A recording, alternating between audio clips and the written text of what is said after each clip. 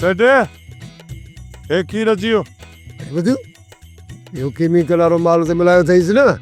हा हा तूं फिक्र ई न कर। ॼाण ग्राहक पहुता खणो था खण। हे ग्राहक अरे मैं छा कई।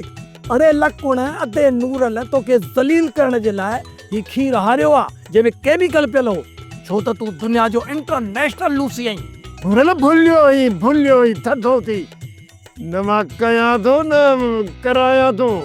हा भुरल ही करण जे मामले में बिल्कुलु कमज़ोर आहे। बाक़ी रुगो लूस जी आदत अथसि ऐं इन ई आदत जे करे तव्हां हुन ॾींहुं हिनखे ज़लील कयो हो। इहा ख़बर असांखे पोइ पई त को हे चइनि पेरनि वारो ॿिलो आहे जेको लिकी लिकी माण्हुनि जा थांवा थो लुॿे गोरबधी। अड़े रे लकुण अध मां भाञा थो साए अध मां इज़त सां असांखे अनया पाचका मोटाए ॾे जेके तूं असांजा ट्यूबवेल तां चोरी कया गोरबधी। नूरल भूरल पुट भुलियो ई ॻाल्हि ॿुधी ॿुध मां बेस्तर जो चेयरमैन ज़रूर हा पर मां तव्हांजे अन जी चोरी न आहे कई। अरे त पोइ तुंहिंजी बैठक ते अन जा पाचका कीअं पहुता? हाणे मोजरो मथां चढ़ी। अरे मुंहिंजी बैठक ते अन जा पाचका किथां आया पुट? अॼु कहिड़ी बोरी चढ़ी अथई।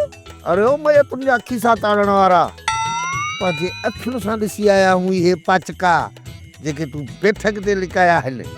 अरे कमेड़ो ये तव्हांजा कम आहिनि न? हाँ?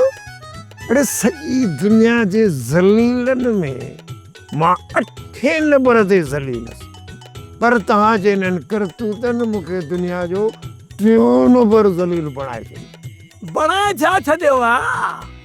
तूं ज़लील हुए ऐं हिन महिल बि आहीं। ऐं मरण घड़ीअ ते ई रहंदे लकुड़ इज़त सां इहे ॿई पाचका अधे उबते सुबते जे दर ते वञी पहुचाया न त हींअर खीर हारियो थमाए पोइ इन किने बूथ ते ॻोठ जे नालियुनि जो पाणी हारींदोसांइ वतजाए सॼे ॻोठ जे माल जा मज़ा चटींदो गोरबधी। अचो था हल। अरे नूरला ओ भूरला अरे मुंहिंजी ॻाल्हि ॿुधो।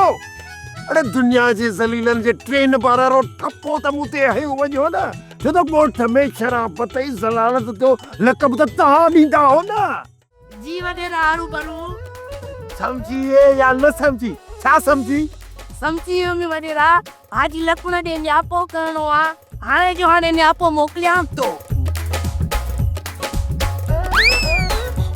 होड़ा रे मार पवे उहे भगल गाॾीअ खे पासो ख़राब करे विधई। सोप सीरियल जहिड़ियूं ज़ालूं तहिड़ा मुड़ुस तमाम एपिसोड्स ॾिसो HD क्वालिटीअ में। विज़िट करियो असांजो YouTube channel Sindh TV HD drama.